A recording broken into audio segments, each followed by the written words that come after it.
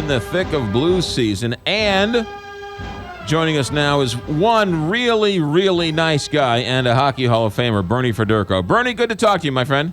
McGraw, nice to hear from you. How you doing? We're doing great. You, of course, on the Fox Sports Midwest broadcast of the Blues. You're also a former captain, and you guys are putting together a captain's night. Tell us all about it. Well, we are. This coming Friday, we're going to have a little event down at Peabody.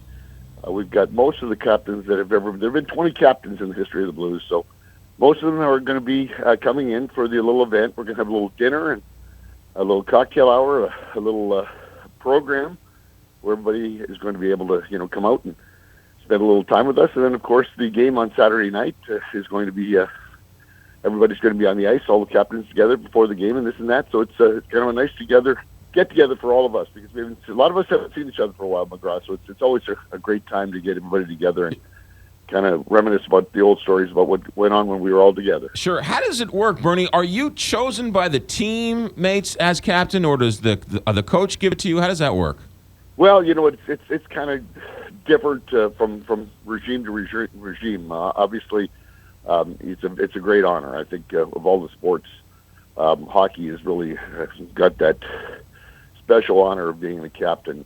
And sometimes it's a combination of what the coaches think, what management thinks, what ownership thinks, and a lot of times it's just what goes on in the locker room. And the players very rarely, I think, now get really to choose who the captain is. It's mostly, it's kind of a mixture between. I mean, obviously, the coaches and the management are around an awful lot, and they see who, which player, I guess, projects the most leadership in the locker room and on the ice. And a lot of time that's certainly part of it, but a lot of times, they do ask questions to the players and who they think is the leader in this and that. So it's a combination of both the players and the management that usually gets it done. All right, so there's 2 nights here. It's next Friday at the Peabody Opera House from 6 to 9.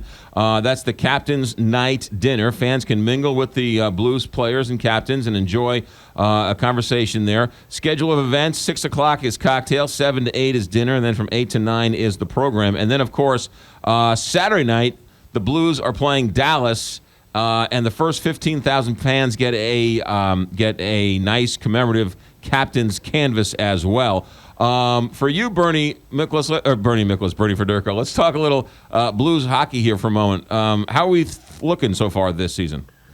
Well, we are in a little bump in the road right now. I mean, this is a good hockey club. I mean, right from the start, they came out of the gate, playing very well. Unfortunately, had a couple of key injuries. Lost Paul Stastny for a while. Shad Kirk was out for the while. Schwartz is out, and he's still out. He's going to be out another couple of months. So, Berglund has not played all season long with the shoulder injury as well, too. So he's still recovering from that as well. So, I mean, with all the different combinations and all the injuries they had, McGraw, I think they've been, very impressive. Sitting right now, they're 7 games over 500, and, they've had a little trouble the last 3 games. They've lost the last 3, although they did get a point in New York the other night. But, there is parity in the National Hockey League right now. And, if you have a little bump where you're not playing well, you're going to get beat. And even, a team like Toronto, who's, 3rd from the bottom in the National Hockey League, was able to come in here and beat the Blues on Saturday night. But, it's back to the grind now. It's 82 games, and you can't win them all. And you certainly are going to have times where, you don't compete the way you're supposed to. But I don't think anybody should have any panic at all. This is really a team that has been at the top of the standings for the last 3 or 4 years, and they're still, the nucleus is the same. They're still a very good hockey club, and they'll respond. And I think that everybody is more concerned about what's going to happen. I mean, you got to right the ship right now with the little losing streak that they're in right now. But I think the most important thing is getting everything back on the same page, so we can have a real successful April, May, and June. And that's when it counts the most. Bernie, it sounds like you have a cold. I do a little bit. It's one of those things where it's a change of weather this time of the year, so I think I'm like everybody else. You have to wear a cap when you go outside. Bernie, you should know these things. Is that the key? Okay, I'll go buy myself one. You lose all the heat through your head. Come on, Bernie, you should know this.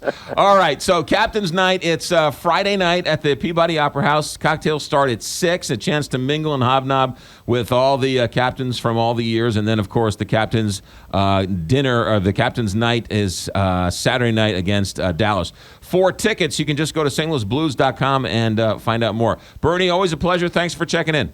Thanks, McGraw. It's a great game. Dallas is a good team. They're the best team in the league right now, and it'll be a fun game on Saturday night. All right, chicken soup, Bernie. That always works too. Okay. All right, thanks. I'll get that on the menu right now. 8:50. Thanks, McGraw. You got it, man. Thanks, Bernie. 8:57, Big 550 KTRS. One of the nicest men you will ever meet. He seems super nice. Just a very genuine, nice man. Yeah. So I have just enough time to tell you this story. I had dinner with Jim Edmonds Saturday night. Mm-hmm. He told a story that when he was a young man living in California, his dad and him were walking on the beach, and his dad says, "I think that's Bruce Jenner. Go over, go." And Jim Edmonds was like 10 years old, and he ran over and he stood behind Bruce Jenner, and he photobombed a picture of him on the beach from 30 years ago. 8:57 KTRS. The next time you're in your basement